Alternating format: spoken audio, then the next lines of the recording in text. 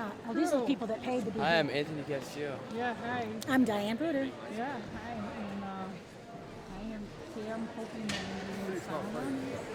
Yeah, okay. And you should play it better than me too.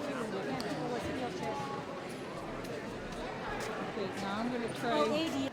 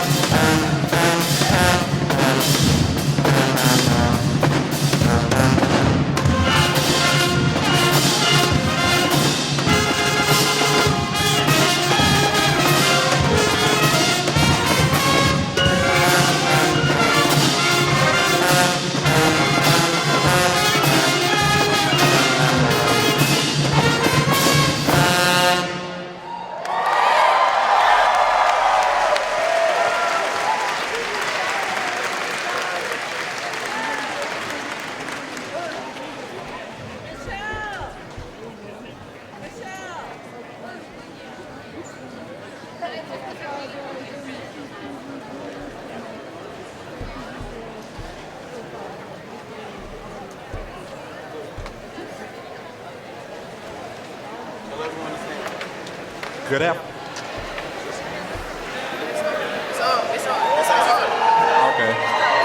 Good afternoon, everybody. Would you all please stand for Lift Every Voice and Sing?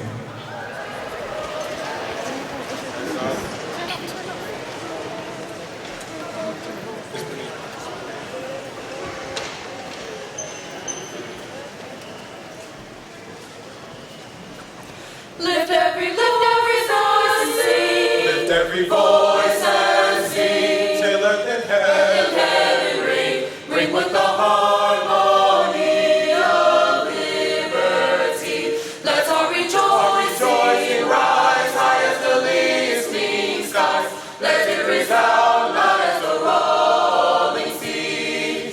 Sing a song, sing a song. the darkness has taught us. Sing a song. Has brought us. Facing the rising sun of a new day begun. Let us march on till victory is won.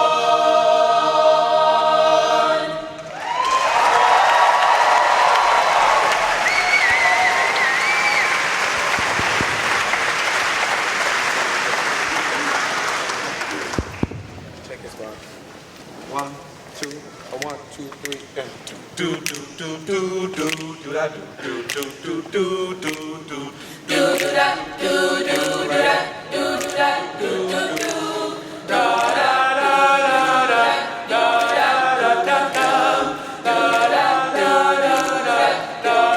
Very superstitious. Right on the wall. Very superstitious. Right in the fall. 13 months of baby.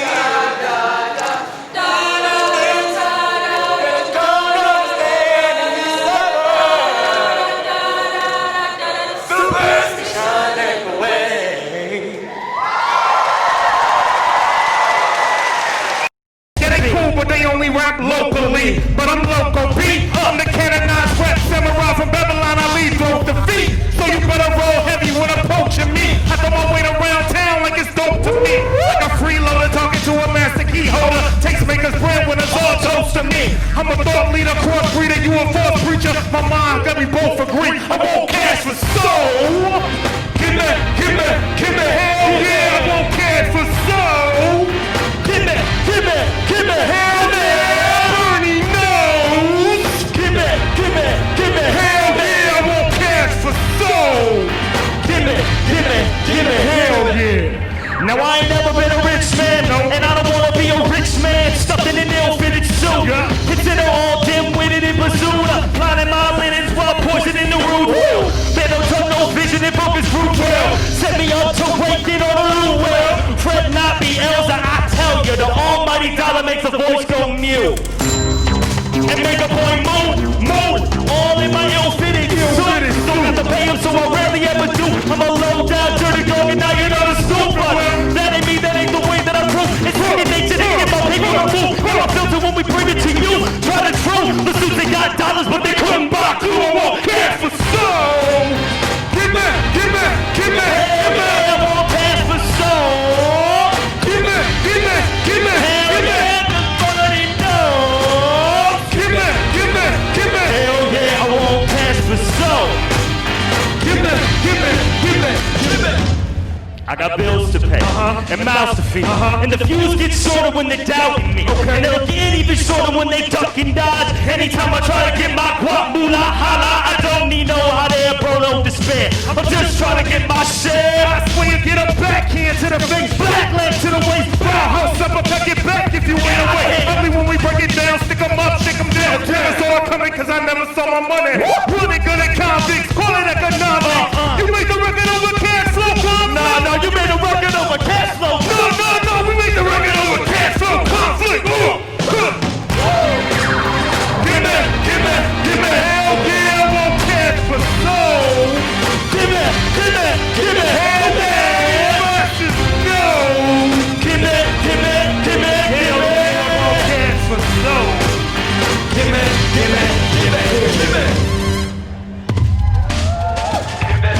Y'all feeling good out there? Make a little bit of noise for yourselves. Come on. It's like cakewalk all the way home. Cakewalk all the way home. Cakewalk all the way home. All the way home. It's like cakewalk all the way home. Cakewalk all the way home. Cakewalk all the way home. All the way home. Like.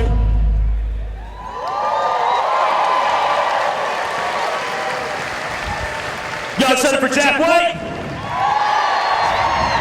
You excited for Rashida Tlaib?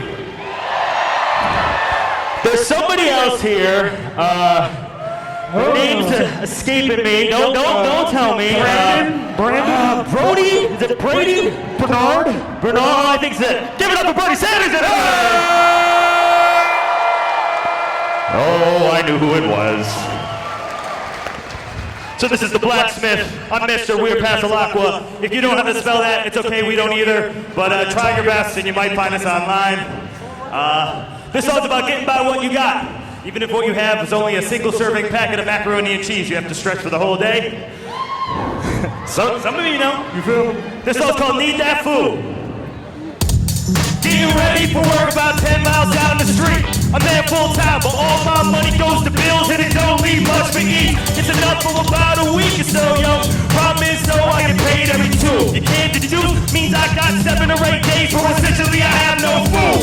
Look in the cupboard, 5 to 10 times an hour, thinking something will magically appear. Alas, it never does, and no, it never will, buddy, boy. I got nothing but condiments here. Except for some Quaker weight control lane. Lame cause it tastes like Protos and aspartame. Before I pocket in the pouch in the feet, spotted some mac and cheese, and I was released to say, hey. Need that money cause I need that food. I need that money cause I need that food. Say hey. Say hey.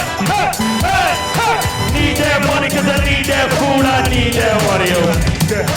Take the packet, put it by the sink. Off to a bit of a slow start. I gotta think about the few things I need to do prior to hitting the road, so I can say that my day started all smooth. Those tend to consist of brushing my teeth and handling business. I would make myself a pot of coffee, but try to avoid breaking it on an empty stomach. Oh wow.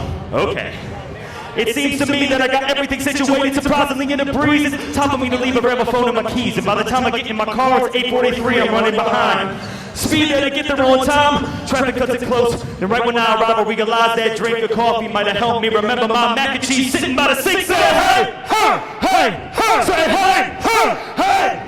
Need that money cause I need that food. I need that money cause I need that food. Say hey, hey. Need that money cause I need that food. I need that money cause I need that food. This song is called Hustle Matters. If you're in this building, I know you're hustling. I know you're trying to get by. So get down with me real quick. Y'all ready? Hey. Yo, see my hustle cause the hustle matters. Yeah, see my hustle cause the hustle matters. I hustle hardest while my pockets fatter. Hustle hard, my pockets fatter. I hustle hardest while my pockets fatter. I hustle hard, while my pockets fatter. This ain't innovative, I ain't in the matrix, y'all wait. I'm just being patient with a bit and did it with the windows tinted. Yo, it's been a minute, made it through the window. We was skating on them, they was spitting. They was hating on us, they was jitting. I'm an MC on the mic, man. I've been a minute going 10 to 10. Keep it running business by the side. Uptown, you know my side. Call gang, no slide. 6'5" and hit V-Line. Ain't rocket science, ain't Bill Nye. I ain't missing no meal time. Time on the clock, get a meal time. Hit the kill switch, put some chill time. Not looking for a coma. I just feel mine. Can't get lit just like Kobe Young and Bill Bond. In the meantime, I need a billboard. I need some airtime. I need a runway. I need an airline. See my hustle cause the hustle matters. Yeah, see my hustle cause the hustle matters. I hustle hardest while my pockets fatter. Yo, I hustle hardest while my pockets fatter. One more time. Hey. See my hustle cause the hustle matters. See my hustle cause the hustle matters. See my hustle cause the hustle matters. See my hustle cause the hustle matters. I hustle hardest while my pockets fatter. I hustle hardest while my pockets fatter. I hustle hardest while my pockets fatter. I hustle hardest while my pockets fatter. Get up out of bed, make it happen. Got that action, I got it slapping. I'm up and at it like I'm an addict. Developed the habit, I did it up rapping. This morning just status, this morning the challenge. I did it up rapping. Yeah. Rashida Tlaib reporting for action, yeah. Woo! Shout out to Rashida Tlaib campaign. We wouldn't be here without them. We're gonna do a quick call and response. When I say how you feel, you say fired up. How you feel? How you feel? How you feel? Yeah, I'm liking that. Usually we gotta repeat that, but y'all did good. Y'all sound great. Over 1,000 people in here, by the way. Make some noise for yourself. All right, we got a couple more for you.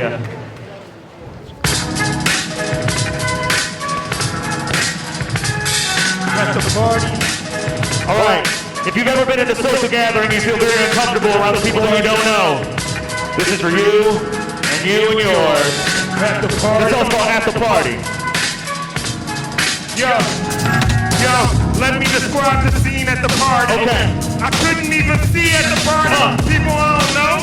At the party thinking like, should I even be at the party? No beats at this party. No face where everyone's joking at the party. Kiki at the party. Teach me how to party. Dance at the party. I'm smiling and laugh awkward stance at the party. Don't know what to do with my hands at the party. Social disaster at the party. Don't touch me, that's nasty. Once caught a rash at the party. Now wear a mask at the party.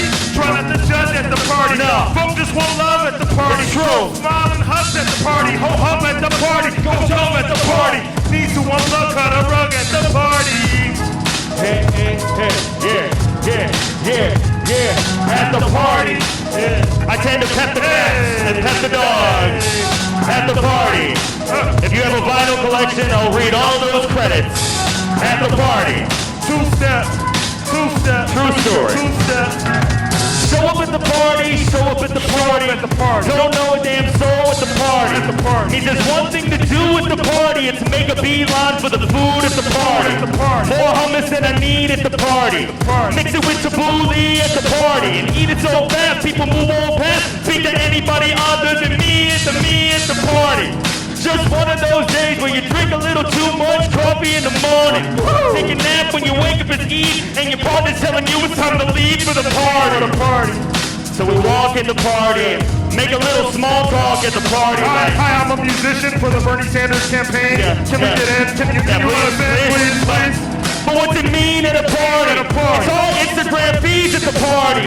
And some people just scroll real fast. It's modern day anxiety at the party. But it's cool, hey, I love it. Hey, I love it. It's crossed up my face with the hummus. That's right. So let me finish this being. I'm gonna get out of here, out of here, out of here, out of here. Hey, yeah, at the party. Don't ever feel bad at ghosting. It's quite alright.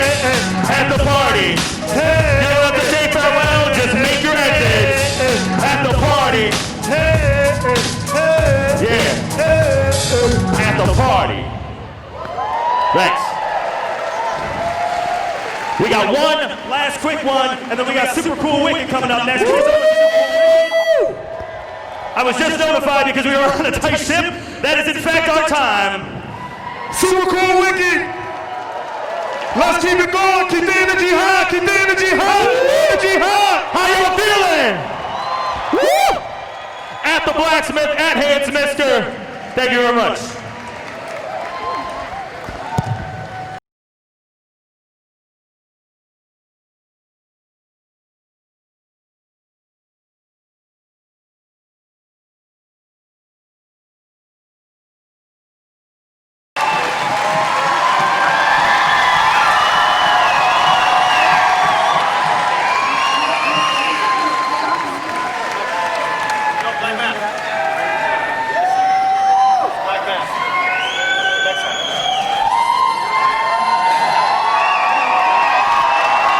Thank you very much.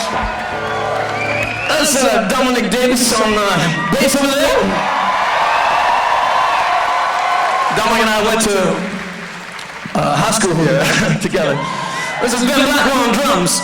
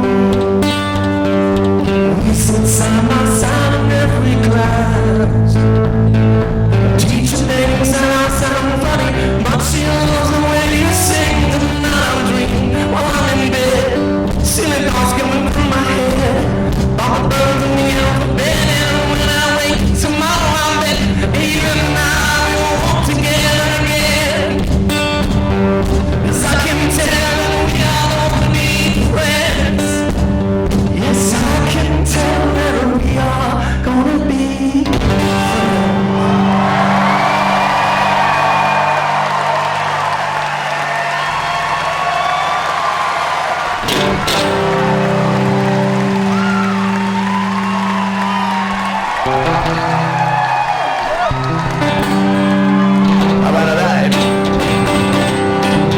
Listen, I've never done a political rally before. I'm not really politically affiliated too much. I don't consider myself a member of any party or anything. I just listen to the issues. When the issues come up, I try to pay as much attention, and I want to listen to somebody and understand if they're telling me the truth, if I trust them. And Bernie Sanders is telling the truth, and I really do trust him.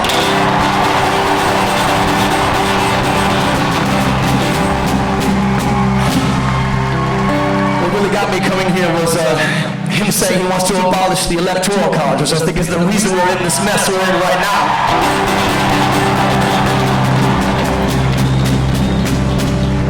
I have this silly notion that the more Americans that vote for somebody, that person should be president. Isn't that kind of funny? I messed up along the line somewhere. I'm going to play a song now by Bob Dylan that I heard recently that I thought was very poignant about the man who's in office right now. It's called License to Kill.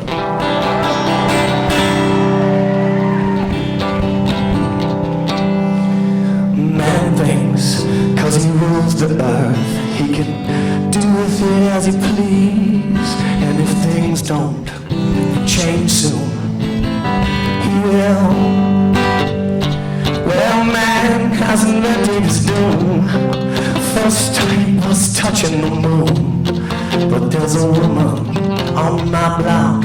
She just sits there as the night grows still. She wants to know who's gonna take away his license to kill.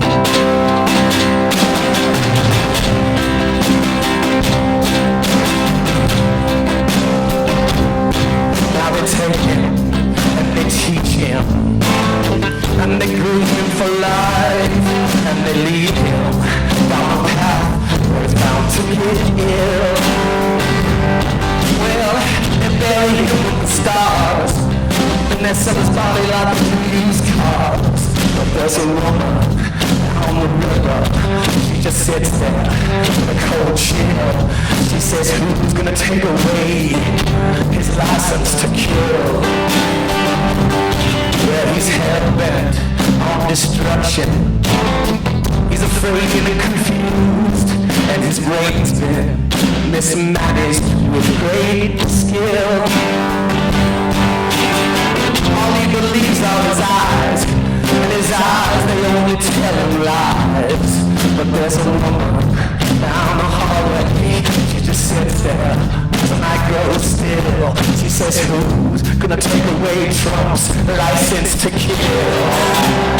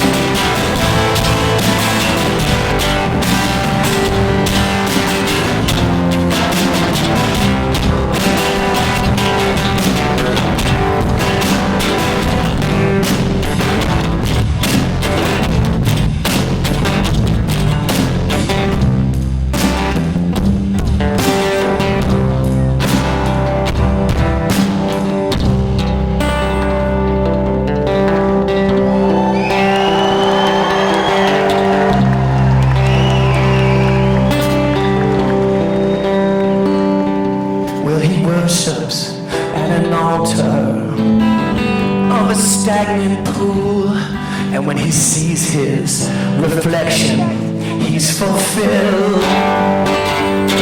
Well, man doesn't want fair play. He wants what he wants, and he wants it his way. But there's a woman on my block. She just sits there while the night grows still. She says, who's gonna take away his license to kill?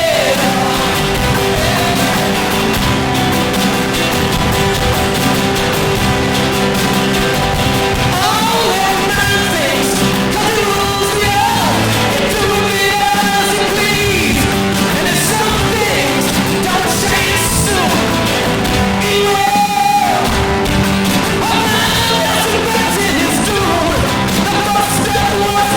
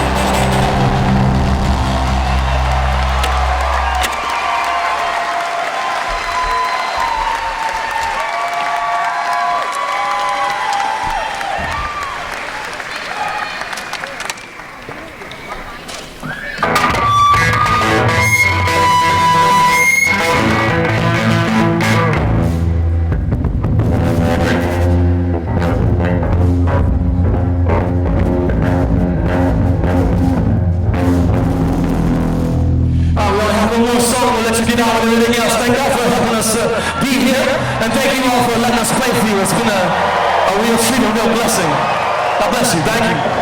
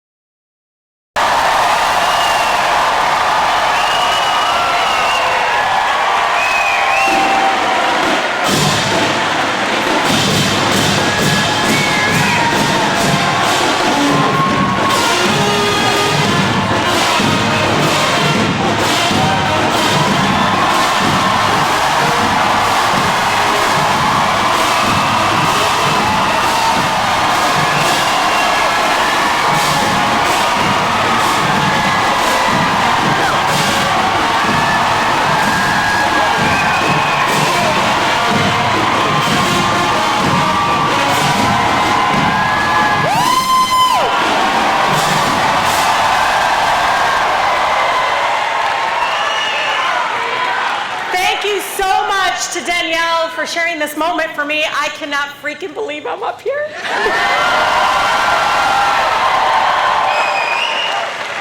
So I just want, right now, you know, one of the things I do as an organizer is that sometimes I bring people into the space that can't be with us. And so I want to take a moment to recognize our forever Congressman, John Conyers Jr.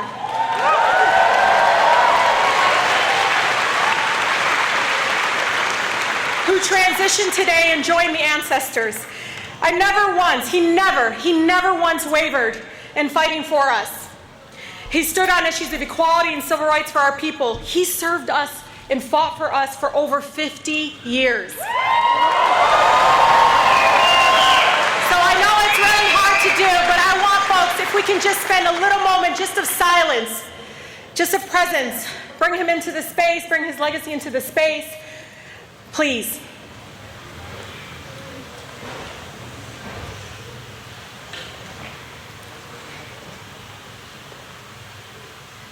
Thank you. Thank you, John. So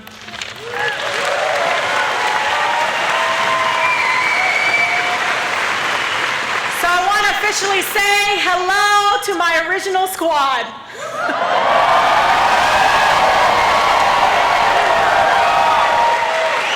I am so grateful for you all, my 13 districts strong, for believing in the possibility of someone like me serving in the United States Congress.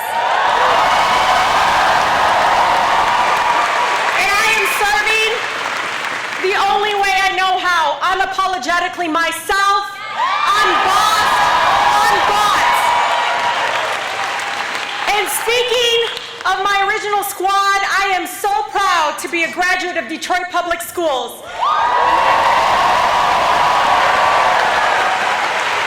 And it is so good to be here in Cass Tech. I can tell you, growing up in this incredibly strong community has taught me that when we come together, we reach our goals. That's why I am so happy to announce that Senator Sanders and I have pledged $10,000 to Cass Tech Marching Band.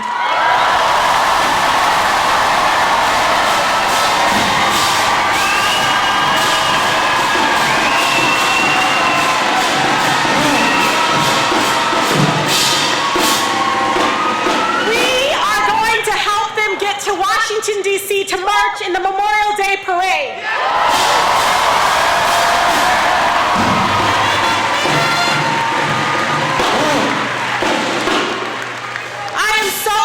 To think about where my journey started.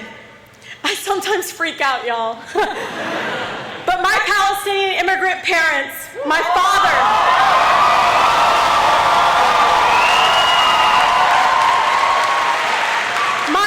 who had dropped out of school in 4th grade, my mother, who only reached 8th grade, came to the United States for something better, for something that seemed impossible at the time. My dad's first real job was at the Ford assembly plant, right on the line, right there in Flat Rock, Michigan. He joined the UAW,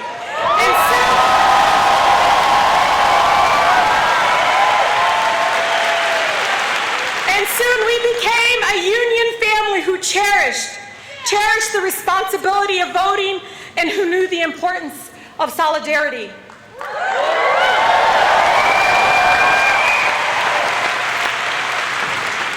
They raised 14 children in Southwest Detroit.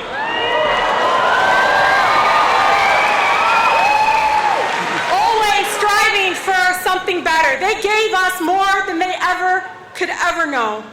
In return, they watched their eldest daughter graduate from high school, from Southwestern High School, from college, from law school, and later be sworn into the United States Congress proudly.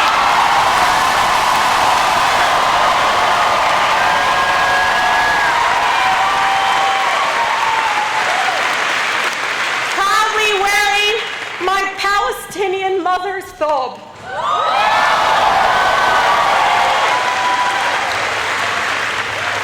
With your incredible, unwavering partnership, we hit the ground running in Congress.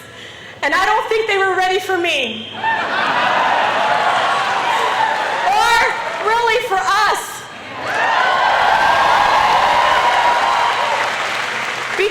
strive and fight with love. We love each other. We love what we can be together. The strength in our communities is unmatched. Our bonds unbreakable. We lead with compassion and with unflinching belief that every person deserves a good life.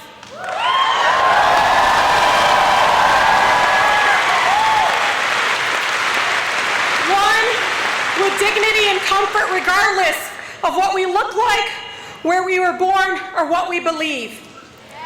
We know that we are worth so much more than Fortune 500 companies or billionaires, and that people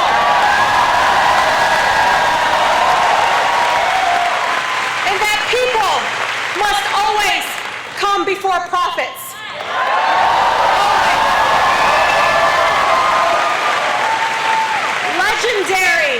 The legendary Detroit activist Grace Lee Boggs said that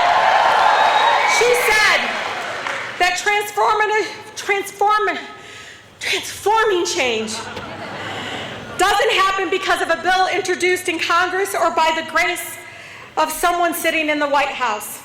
It starts with us in the streets, in our communities, building movements right here on the ground, hand in hand with the people directly impacted by the injustice.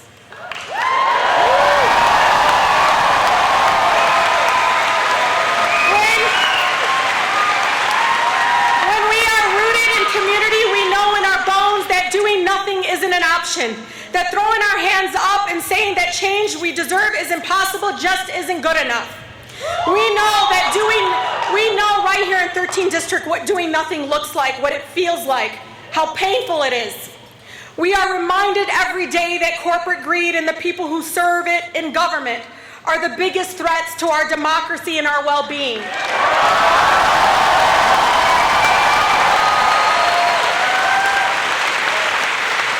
We see how our children are struggling to breathe because corporate polluters have poisoned our water, our air. Growing up, I honestly thought that smell was normal in Southwest Detroit, that I deserved to breathe that kind of air. Marathon violates its air permits while its executives rest comfortably in their mansions. We live in a district where billionaires get hundreds of millions of dollars in tax breaks while our schools close, and while the ones that stay opened had their water turned off because it was unsafe to drink. Including right here at Cass Tech. I want you to let that just sink in for a moment. This building we are at right here gathered just a couple blocks away from Little Caesars Arena, whose billionaire owners received $324 million in tax breaks in exchange for broken promises of jobs and housing. They took millions away from our schools.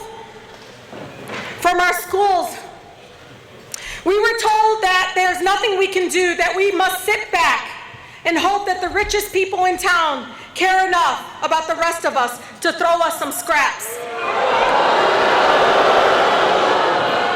We see what doing nothing feels, what it means when another neighbor loses their home to an entirely preventable foreclosure.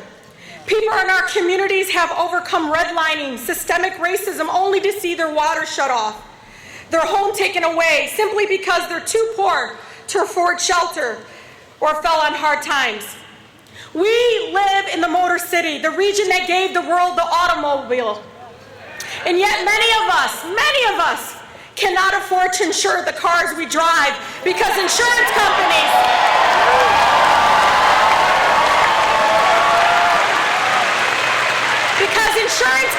are allowed to discriminate against us. Too many amongst us are struggling to live under our inhumane healthcare system where you die. You die if you can't afford the bills that let healthcare CEOs live in golden palaces.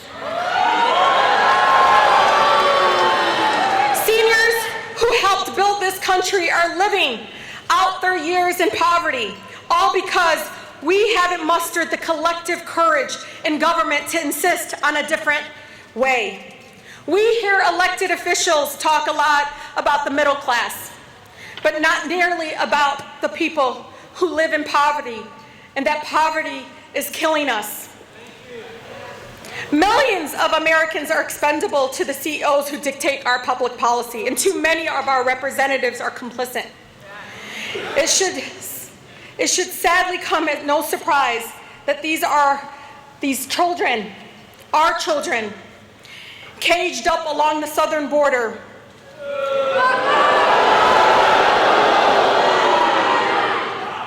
that there is a lot of money to be made in human suffering, that those campaigns won't fund themselves. You and I are so awake. We are awake, eyes wide open to the threat corporate greed poses to our lives. We have organized, we have marched and rallied, but where is our political leadership? Where is the empathy to understand that these are urgent challenges, that we cannot get these years back for our neighbors, for our children? Where is the political courage to take on fights that they say that are impassable? Because the impossible doesn't work for us. As you know, the occupant of the White House told me and my sisters,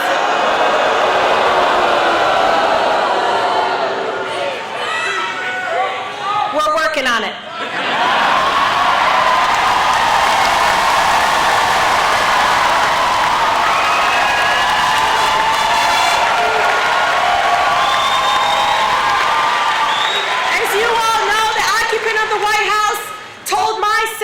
In service to go back home.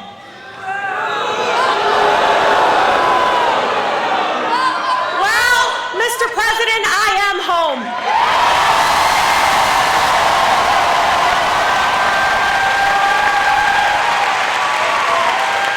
I haven't forgotten where I come from, where I came from, where my roots are.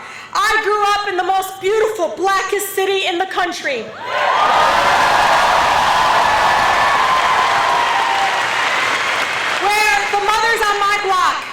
My Detroit Public Schools teachers taught me about the real history of our country, the kind that no one wants to see. You see, every corner of our district is a reminder that people power prevails. Our resilience will always succeed over evil. No amount of hate, racism, lies, and attacks on us will work, because you can knock one of us down, but 10 of us will stand up.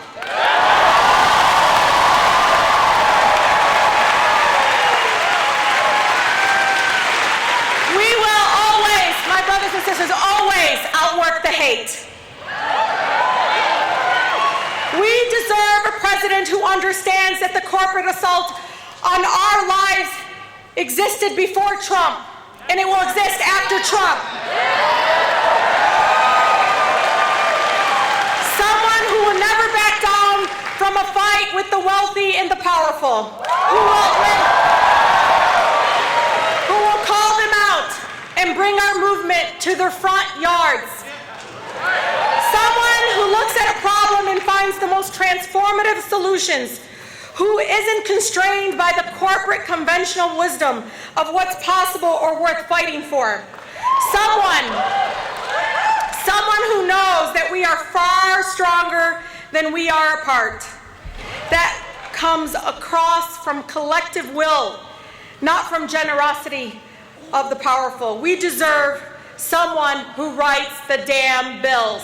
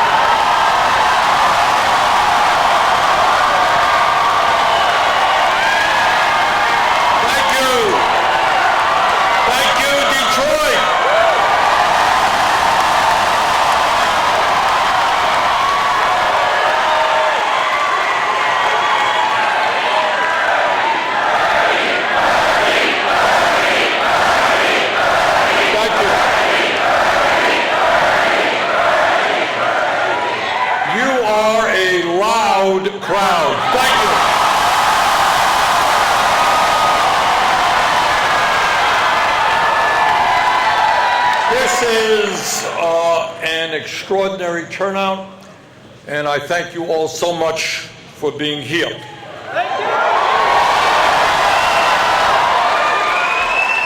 Before I go any further, my wife has left, I wanted to introduce you to the next First Lady of the United States.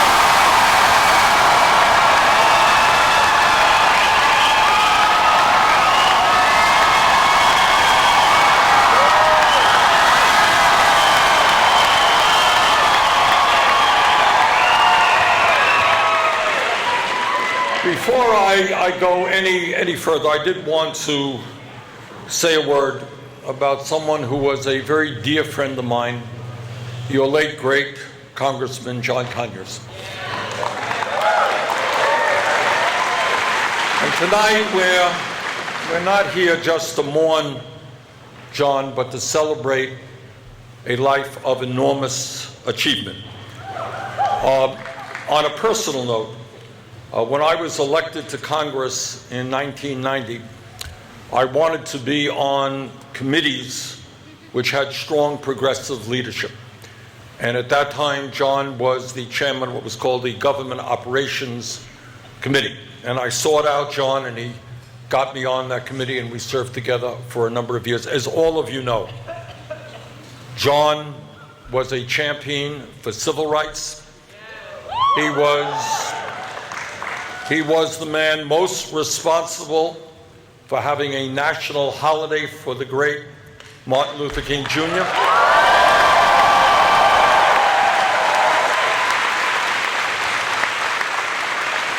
And long before it was popular, John Conyers understood that health care is a human right.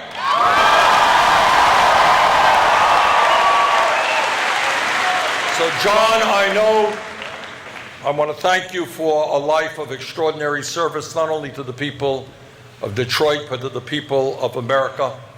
And thank you all very much, John, for what you have done for this country.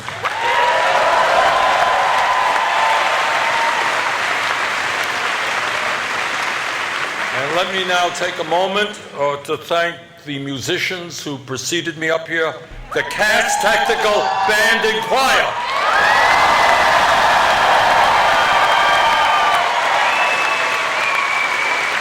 Super Cool Wicked. Hasselaqua.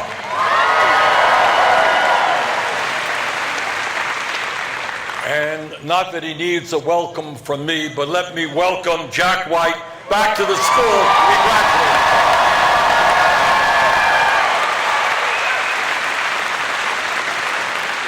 Let me thank Dr. Victoria Dooley, a staunch advocate for a Medicare for All single-payer program. Let me thank Berhenda Williams. Let me thank Danielle Atkinson, Abdul El Sayed is here.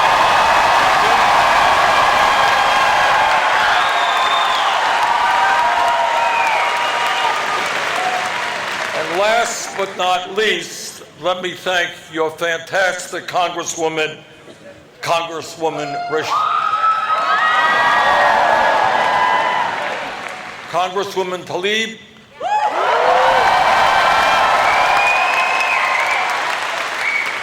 Has been a leader. Look, it's easy in Congress to vote the right way.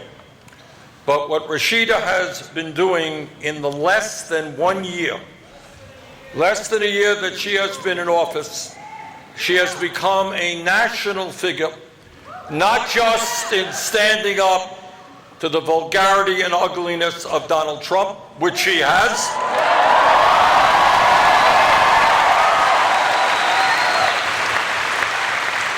but she has taken on in a very forceful way the greed and corruption of the economic establishment.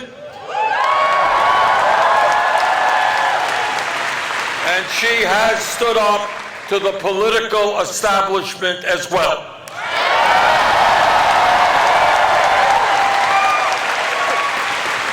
Rashida has been a leader in the fight for decent jobs, a leader in the fight for affordable housing, a leader in the fight for clean water, and she has shown that she is prepared to take on corporate greed and corruption and stand with the working class of this country.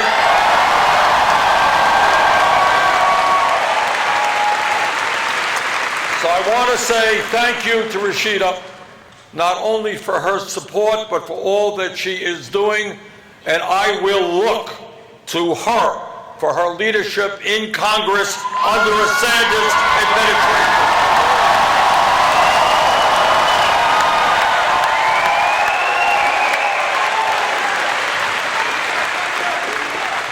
And I want to take this opportunity to thank you all, not only for being here this evening, but for being part of the political revolution.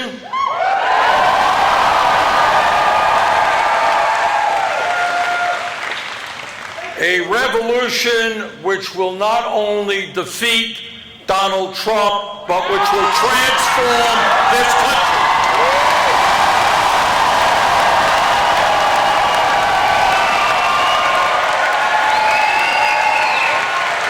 As many of you know, this campaign is about us, not me.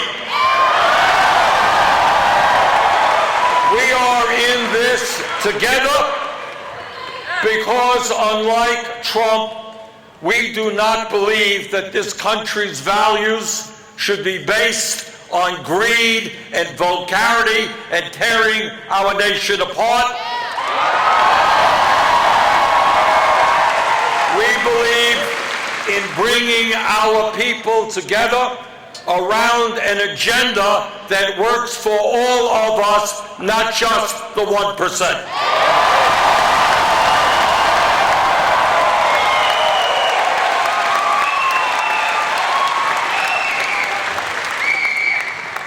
Today in America, the wealthiest country in the history of the world, half of our people are living paycheck to paycheck. And Rashida took me around her district here in Detroit, and I met with beautiful young people who are going to schools in which they don't have adequate textbooks. They are going to schools where their teachers are forced to work 2 or 3 jobs just to make a living. I don't think it is too much to ask that in the wealthiest country in the history of the world, we pay our teachers a living salary.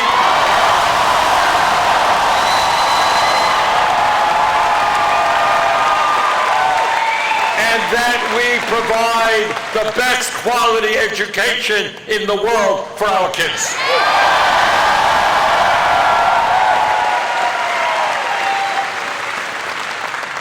Today in America, 87 million of our people are either uninsured or underinsured. And many of them are unable to go to a doctor when they get sick. And the result of that is that 30,000 of our brothers and sisters die every single year unnecessarily because they don't go to a doctor when they should.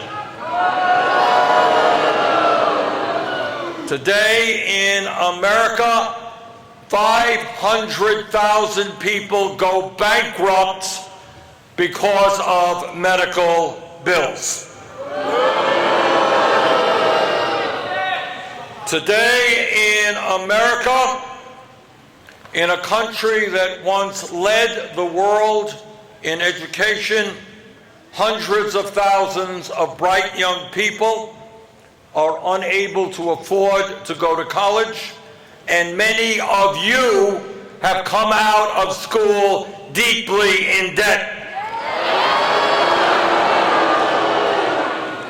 Today in America, many of our senior citizens are unable to afford the prescription drugs they desperately need because our government has allowed the crooks in the pharmaceutical industry to engage in collusion, price fixing, and political bribery.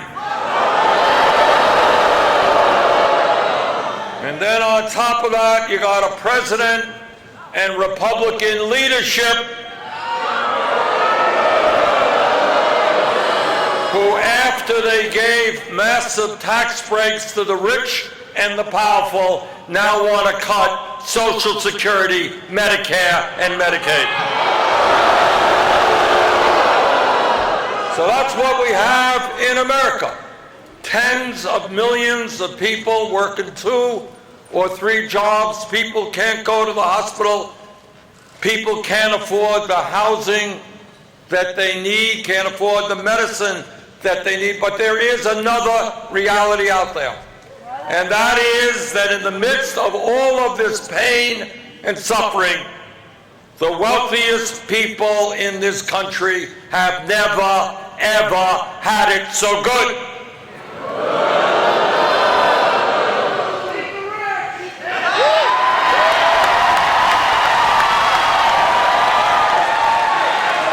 Today in America, we have more income and wealth inequality than at any time since the 1920s.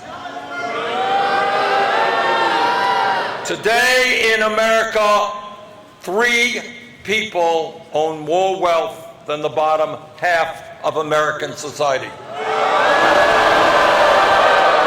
Today in America, the top 1% owns more wealth than the bottom 92%.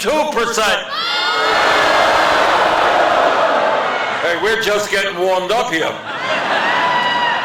And today in America, where people in Detroit and Vermont and around this country are working 2 or 3 jobs, 49% of all new income goes to the top 1%.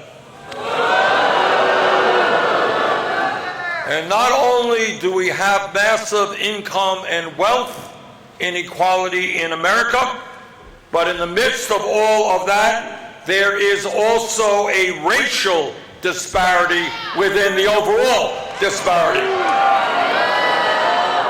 Today, the average white family owns 10 times more wealth than the average black family.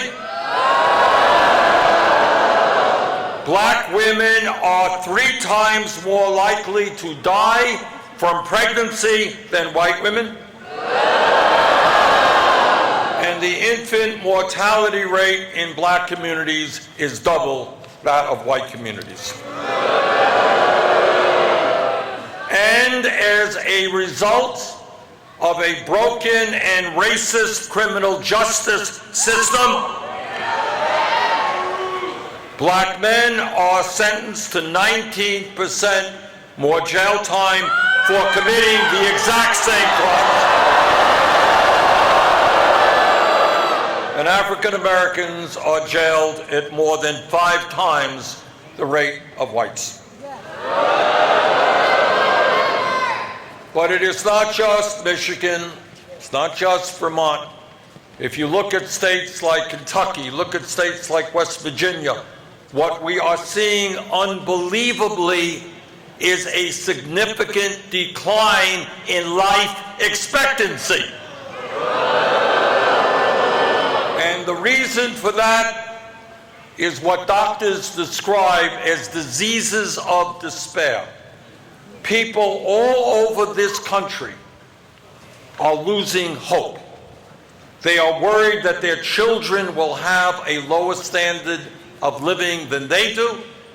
They are worried that their lives are going nowhere, and they are turning to drugs they are turning to alcohol, and in some cases, they are turning to suicide. Our job is to restore hope in America.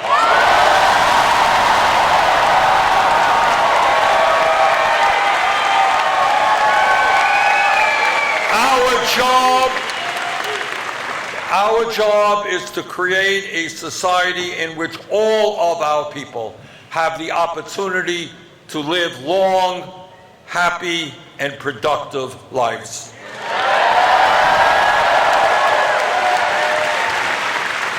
So today, and Rashida said this better than I can, but today we are saying loudly and clearly to Trump and the corporate elite that this nation belongs to all of us.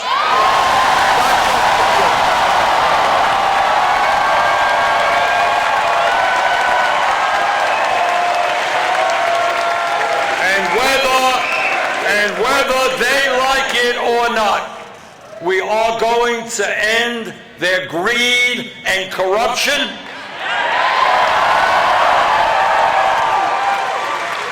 And we are going to create an economy that works for the children of Detroit, the children of Vermont, and not a handful of multi-billionaires.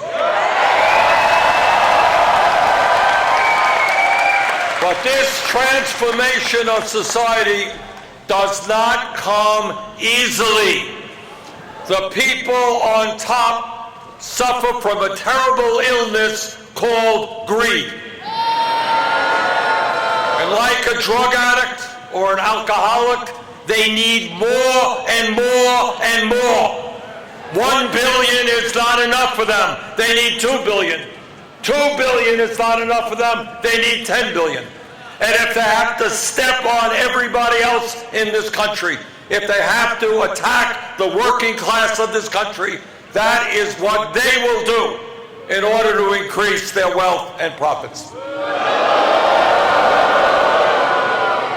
And what this campaign is about is saying, enough is enough.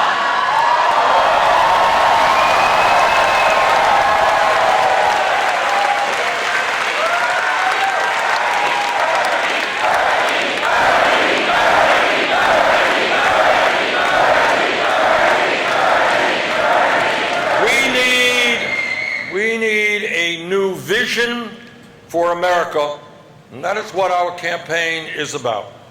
And in terms of political struggle and how we bring about the transformative changes that we need, let me quote Nelson Mandela, one of the great leaders in modern history. Mandela said, after spending almost his entire adult life in jail, he said, quote, "It always seems impossible until it is done."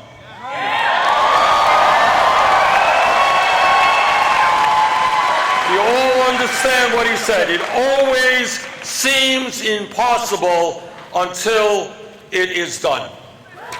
In other words, what the establishment, whether it is the economic establishment, the political establishment, or the media establishment, what they want us to believe is that real and fundamental change can never occur. Can't be done. They want us to believe that our vision for the future is a pipe dream, that it is unrealistic, that it is utopian thinking, that it can't happen. They want us to believe that we are stuck with the rotten status quo. And by the way, it is not just Republicans who tell us. Too many Democrats tell us that as well.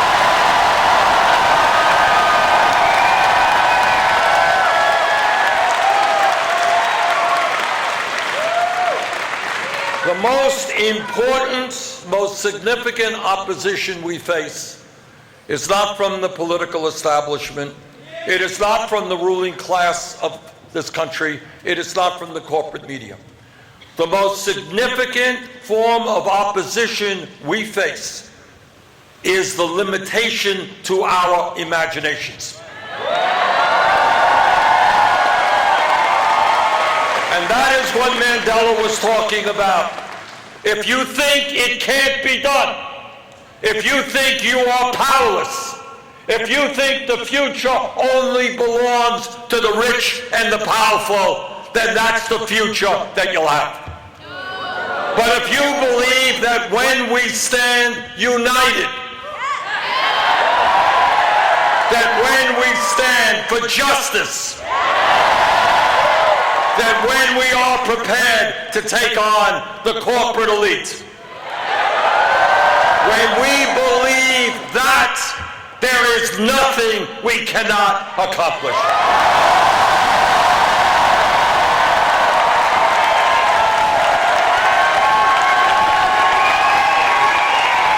So I am begging you, don't believe anyone who tells you that moving toward a society of justice is impossible.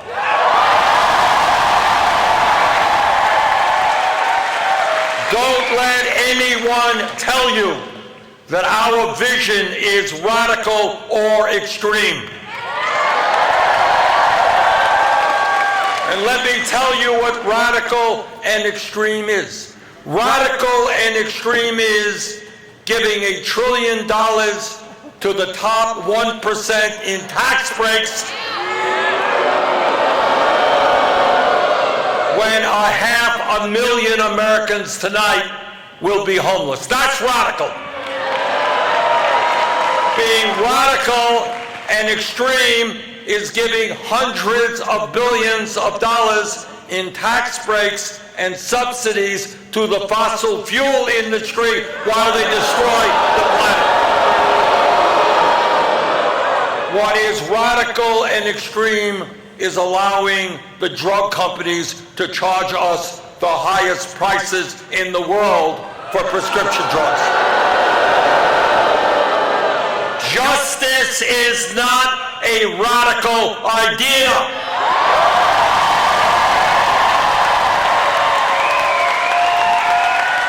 Justice is what we are entitled to as human beings.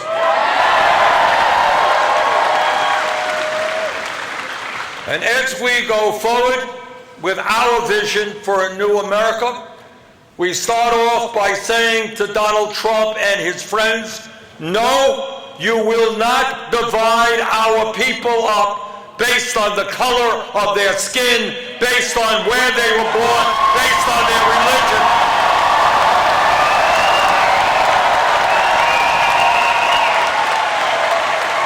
We believe in a common humanity. Whether you're black or white or Latino, whether you're Asian American, whether you're Native American, whether you are gay or straight, whether you're Christian, Muslim, Jewish, or whatever religion you may have.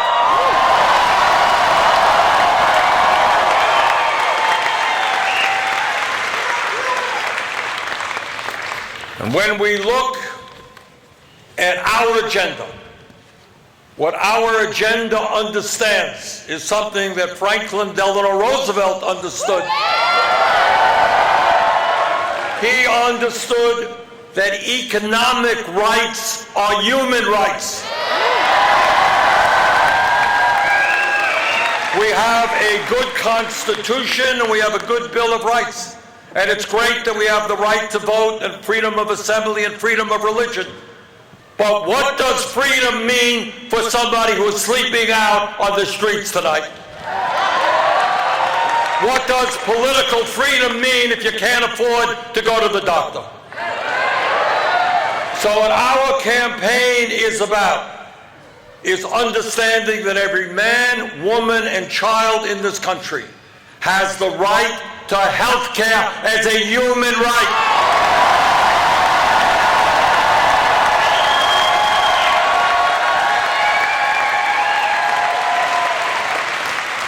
Now that, brothers and sisters, is not a radical concept. In fact, it exists in every other major country on earth. In fact, if you and I were to take a little walk over the border, you would find a country smaller than ours, but looks like ours, speak occasionally a different language, but and somehow or another, a few miles away from here, they have managed to guarantee health care to all of their people, spending half as much per capita on health care as we do.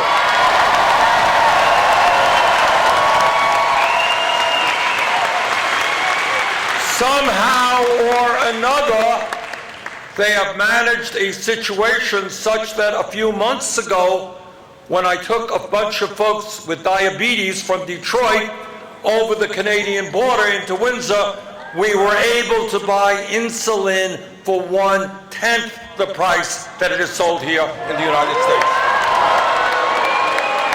Somehow or another, they have created a healthcare system such that if you have a major medical procedure and you end up in the hospital for a month, when you come out, there is no bill.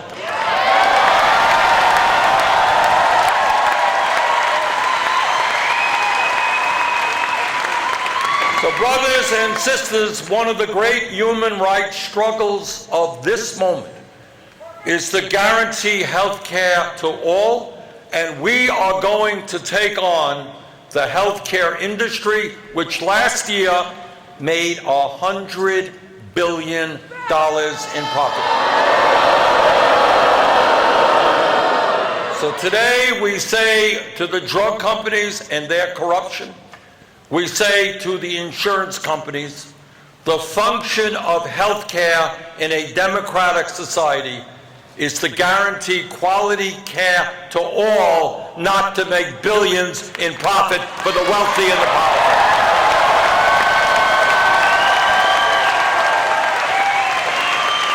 And no matter how much money they spend, and brothers and sisters, they're going to spend hundreds of millions of dollars to protect this dysfunctional and cruel system. But at the end of the day, history is on our side. Healthcare is a human right. Medicare for all.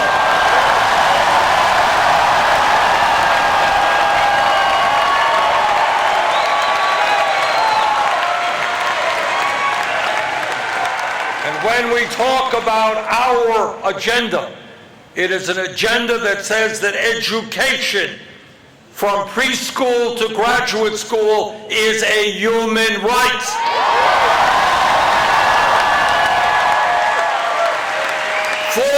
Years ago, when I was here in Michigan, and I talked about the need to make public colleges and universities tuition-free, it was seen as a radical idea. Well, guess what's happened? State after state is moving in exactly that direction. And the day will come, and we will make it sooner than later, that every kid in this country will have quality child care, where our child care workers will be paid good wages with good training.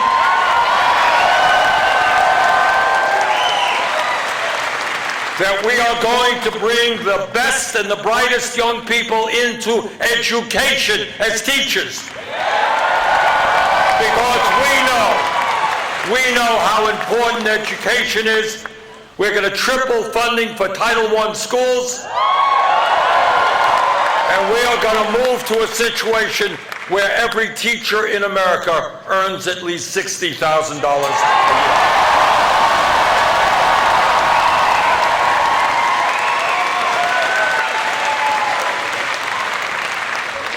year. In my view, not only must we raise the minimum wage to a living wage of $15 an hour, not only must we provide equal pay for equal work for women,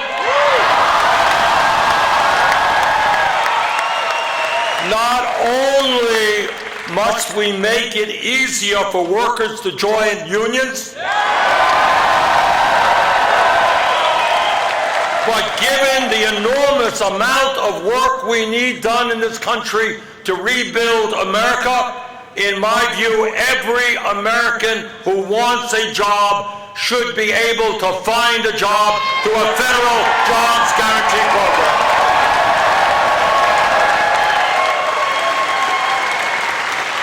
We can create up to 15 million good-paying jobs, rebuilding our crumbling infrastructure, and even more jobs as we expand childcare, education, healthcare, and services for our senior citizens.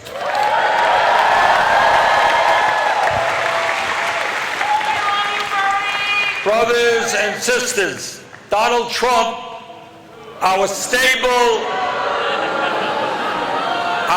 stable genius president, has studied the issue of climate change for years. In fact, he's just looking at the books right now, studying trends. And based on his enormous amount of research and scholarship, he has determined, against all scientific evidence, that climate change is a hoax. Well, today we tell Donald Trump, what can we tell Donald Trump? I don't know. See, if I use a profane word, I'll get in trouble. All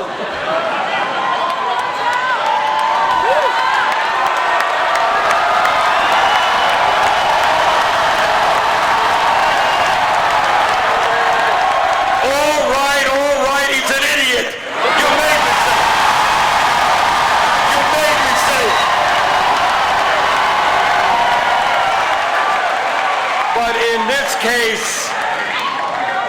case, so I'm going to tell the media, you made me say it. I wasn't going to. It's their fault. But in this case, his idiocy impacts not only our country, but the entire world. Because the truth is, Trump notwithstanding, what the scientists tell us is not only that climate change is real and caused by human activity. Climate change is already today causing massive damage in our country and the world. I am thinking, and my heart goes out to the people of California right now. All right? Beautiful state where people today are dealing with forest fires. They are dealing with the loss of electricity. We're dealing all over the world with increased drought, increased flood, increased rising sea levels, increased extreme weather disturbances. So no matter what Trump may think, you and I know that we have a moral responsibility to do everything possible to leave this planet healthy and habitable for future generations.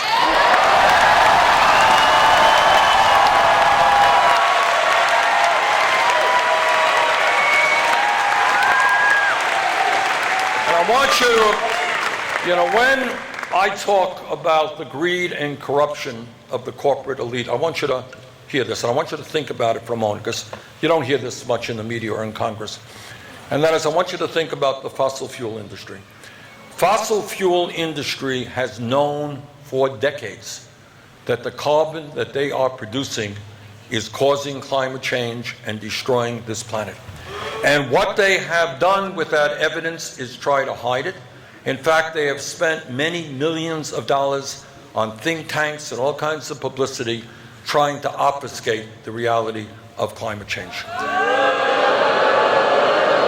And today we say to the fossil fuel industry that your short-term profits are not more important than the future of this planet.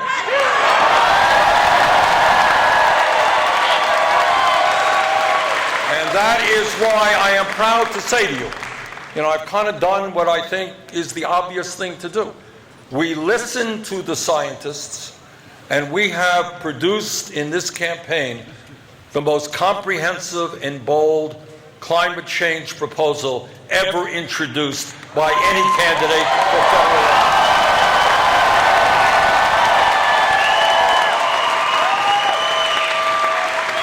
People, my critics tell me that our proposal is expensive, and they're right. It is expensive, although it is paid for. But you tell me how much is too much in order to save the planet.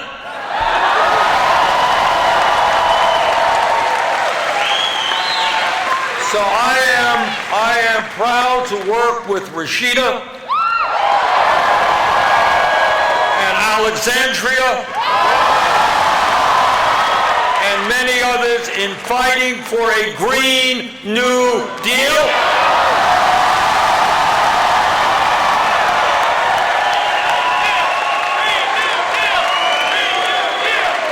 Which will not only save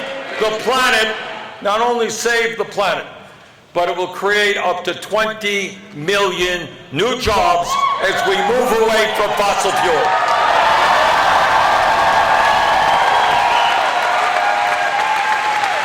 And let me say what you already know. Climate change is not an American issue, it is a global issue. And Mandela, Dr. King, taught us to think big and not small, and here is my dream. My dream is that the people of the world, in Russia, in China, in India, in Pakistan, all over this world, stand up and tell their governments that instead of spending as a world $1.5 trillion on weapons of destruction to kill each other, that we pool our resources and fight our common enemy, which is climate change.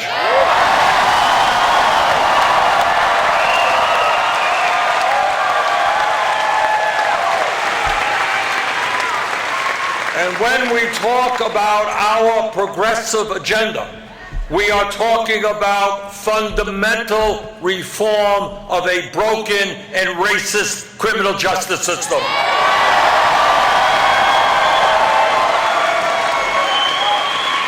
We are going to end the international embarrassment of having more people in jail, disproportionately African American, Latino, and Native American, than any other country on earth.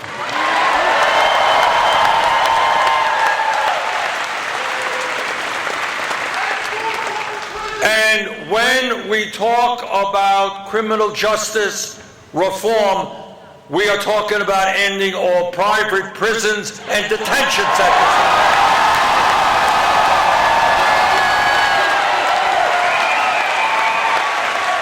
We are talking about investing in our young people in jobs and education, not more jails and incarceration.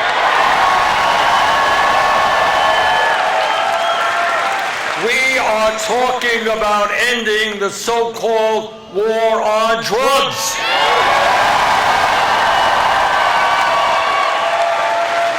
A few days ago, we came up with a rather bold proposal which will legalize marijuana in every state in this country.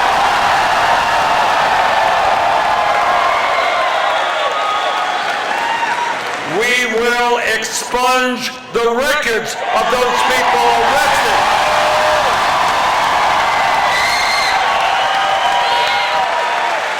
And when marijuana is legal all over America, we are not going to allow a handful of corporations to control that industry.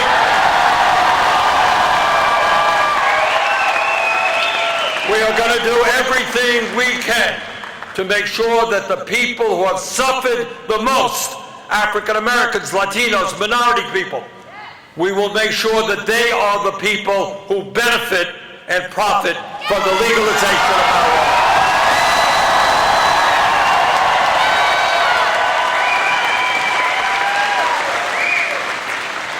And when we are in the White House, we are going to end the demonization of immigrants in this country.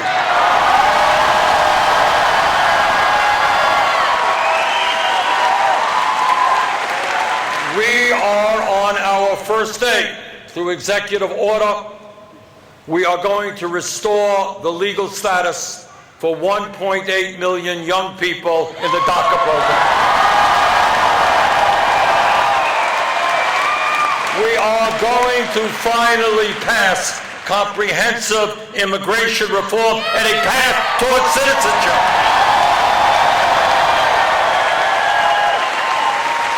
And we are going to develop a humane border policy.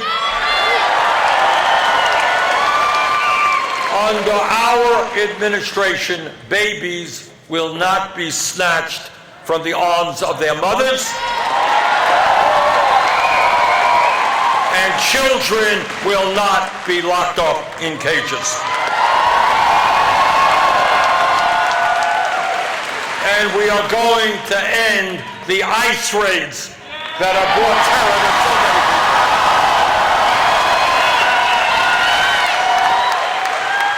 And when we are in the White House, we will not be intimidated by the NRA.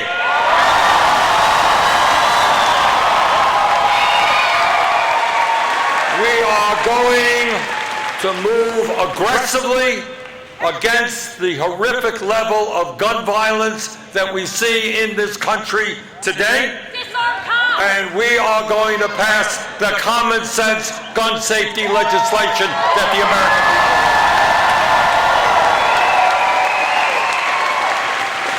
want. You know, as the United States Senator, I often hear my Republican colleagues on the floor of the Senate talking about their conservative values of small government, of getting the government out of the lives of people. Well, today I say to those so-called conservatives, if you believe in getting the government out of the lives of people, then allow the women of this country to control their own body, not the government.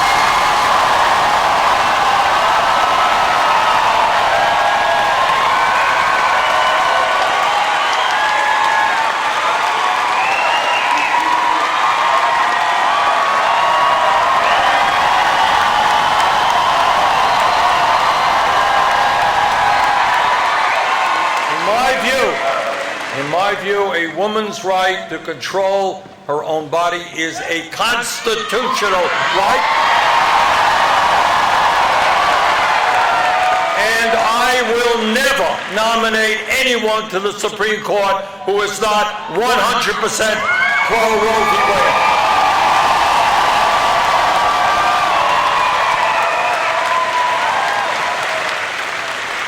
Now, some of my critics, and they are legion,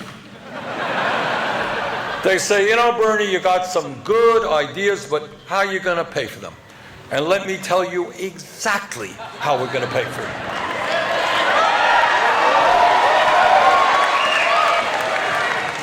At a time when we have a tax code that is totally corrupt, a tax code that has given $1 trillion in tax breaks to the 1% in large profitable corporations,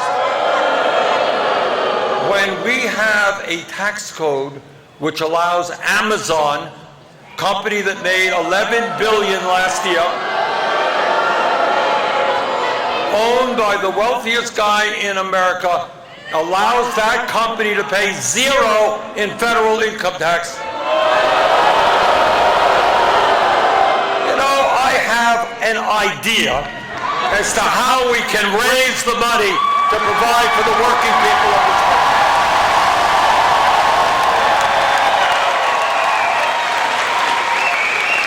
When we provide hundreds of billions of dollars in tax breaks and subsidies for the fossil fuel industry, I have an idea about how we can raise some revenue.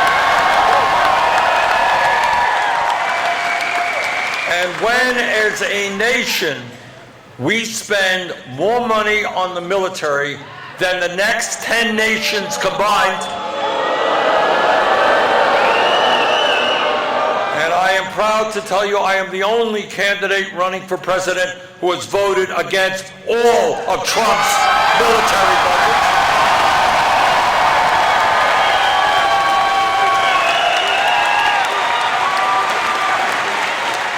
bottom line is that when we have an unprecedented level of income and wealth inequality, where for the last 45 years, the average worker has seen virtually no increase in his or her inflation accounted for wages, when over the last 30 years, the top 1% has seen a $21 trillion increase in their wealth. You know what? I think we can find the money to fund our program.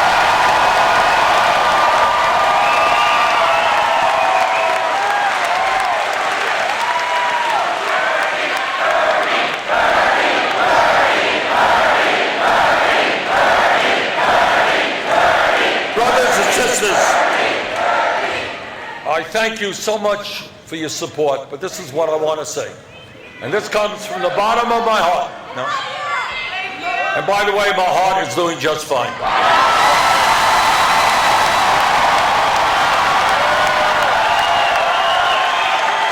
And I just want to thank so many people for their love and their prayers and their well wishes when I was ill. Thank you so much.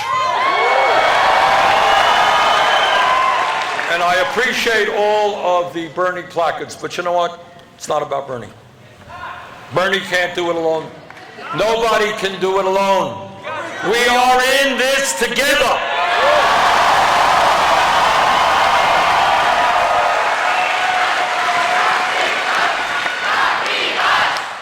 That's it.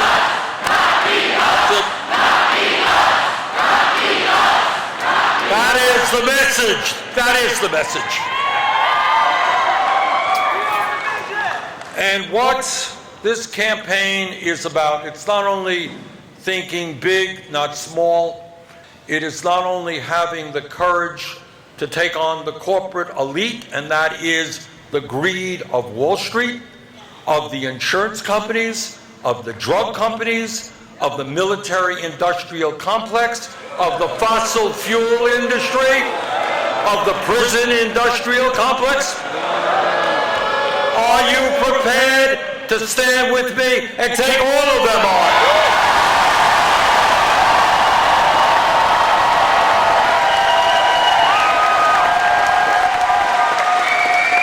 And it's not just Trump and the Republican establishment, it's the Democratic establishment as well.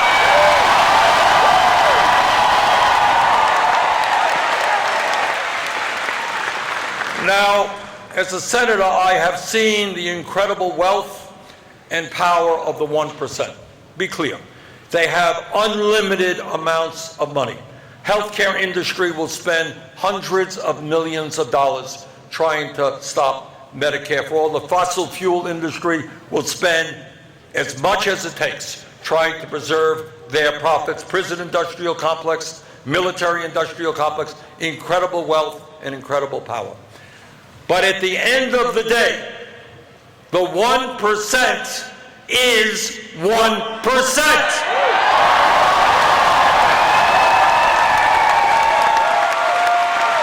And they may have the money, and they may have the people. But if we are smart enough not to allow Trump to divide us up, if we stand together, black and white and Latino, Native American, Asian American, gay and straight, immigrant, native born,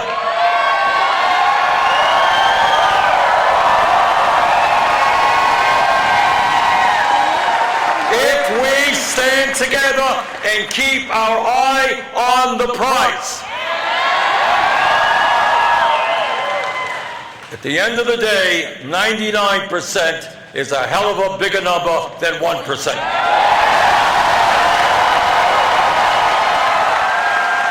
So brothers and sisters, let us go forward and defeat the most dangerous president in the history of this country. Let us go forward and take on the entire corporate elite. Let us go forward and transform our society so that we have an economy and a government that work for all of us, not just the wealthy.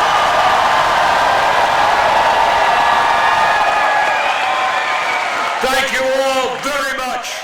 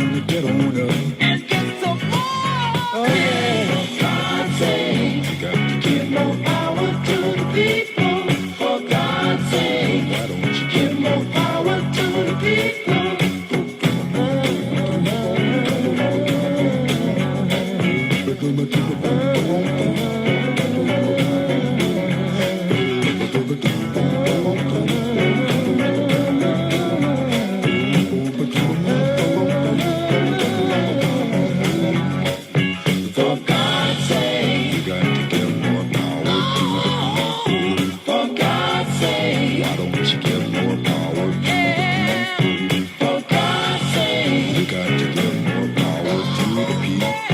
For God's sake, why don't you give more power to the people? For God's sake, got to have it, more power.